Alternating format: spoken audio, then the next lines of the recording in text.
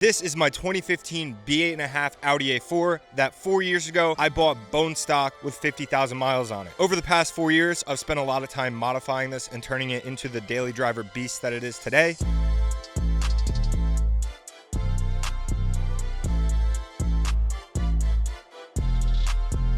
So I'm going to take my time, bring you around, and show you every cosmetic mod that I've done to the car. I'm going to start by showing you everything front to back, side to side, even interior, and anything that virtually changed the look of this car from what it originally looked like that you saw earlier in the video. Starting at the front, the all-time favorite that everyone loves is the Audi Quattro RS4 grille on the A or S series. I think they look fantastic, and this is a no-brainer to do with any car. I personally got mine from German Car Accessories, and it was a plug-and-play fit. The bumper has to come off, but it's really easy to just toss in the car and make it look great. Now, along with that, coming to the side a little bit lower, I also recently added the RS4 fog light upgrade to match the grille. I think it's a no-brainer to continue the look across the front face of the vehicle. And you can't see it, but it is technically a cosmetic mod. Inside of there, I have a set of Auxito LED ultra bright fog lights, along with a set of matching LED bulbs in the headlights themselves. And this makes night driving fantastic in this car. The ones that it come with from the factory just don't cut it for me. And so if you want to give it a little bit more of a modern look, I would absolutely recommend doing that. If you take a look in here, right behind the grille itself is the bash bar. When you take the bumper off in order to put this on, there's a big piece of styrofoam that you will remove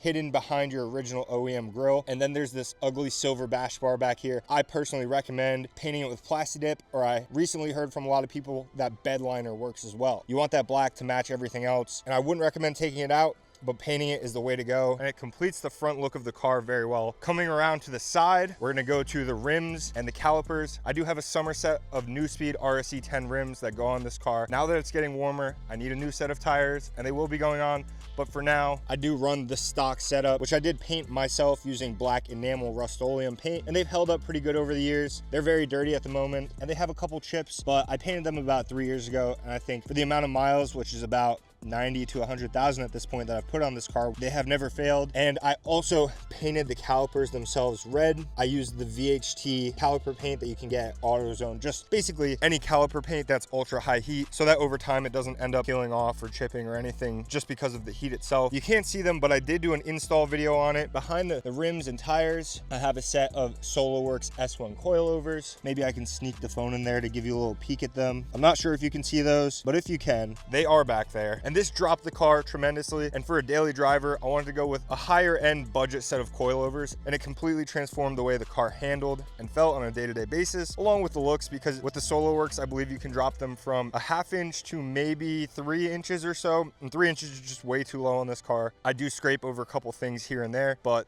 this is a great height for now, and with my summer rims, it has fantastic fitment. The stock rims are 18 by 8s, and the summer ones I run are 19 by 9.5s, so it fills out that wheel gap perfectly. I will be putting a front lip on the bottom of this from ECS Tuning very soon. That's in the next phase for this car. Also, like I said before, it rained and it dried. Don't mind how dirty it is. I didn't get the chance to wash it. Coming around to the side, I got a proper set of gloss carbon fiber mirror caps from Canadian Auto Performance, I believe it was. I got them for around 200 bucks on sale at the time, and with the full black setup that I have rolling with the A4, I think they fit on the side of the car very nicely. They are high quality. I've had them for about a year, and I don't see any issues with the fit or finish. And then coming around, looking at the tints on the car, I do have 3M ceramic tints all around.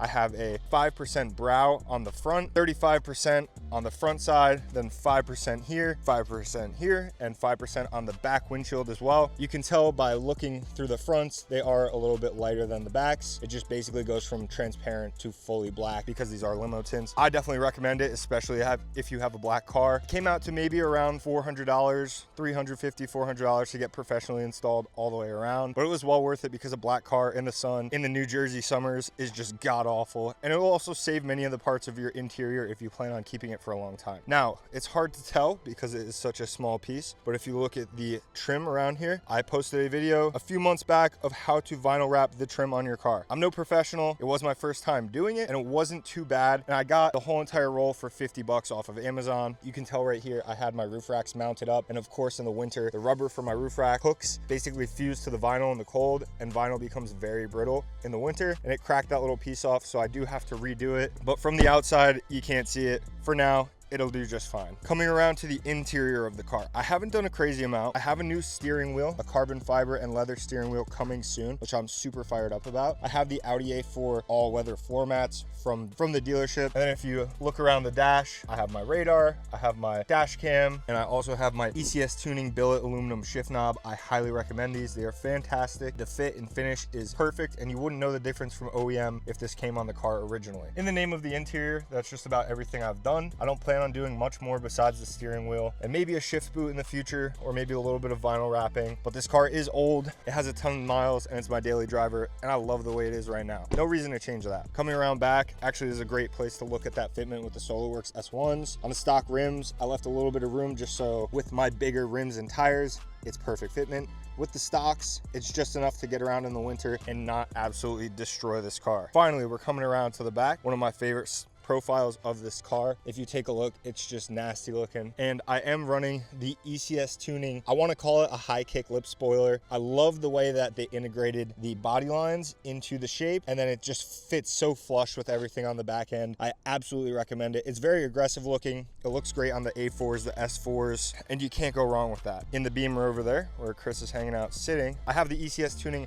matching roof spoiler to go along the top side of this window to match this, as well as a new diffuser for the bottom here. It will be a twin tip setup, and of course, as you can see from stock, it is only a single exit on the original car itself. I did get a set of dual 3.5-inch tips from Wedson. I went with black stainless steel. They are super dirty, so they don't look like it right now. They fit the original hole really well. I'm gonna get rid of those, and I'm gonna go with a proper Y pipe from basically the mid pipe and the resonator back to complete the setup, and it will look like an S4 from behind. I don't want people to think that it's an S4 because it's not, but with the new diffuser, I can't leave one of the exhaust slots open. That's just wrong to me. Here's a look at that profile for the wing. And then in the name of cosmetics mods, I also have a set of roof racks for the top that I run during the winter, and I think that is an awesome look for the Audis because with the Quattro all-wheel drive. Of course, it's a rally-bred all-wheel drive system, and these cars absolutely love the winter conditions, and I love driving in winter conditions. It's just a phenomenal drive. But that's about it in the name of cosmetic mods. We can also take a quick look under the hood. You can't see it now, but I'll throw in, I have a set of Amazon puddle lights, projector puddle lights that go under the door. Those look really good as well. And then under the hood, I don't have anything fancy going on. I'm actually in need of a new turbo soon anyways.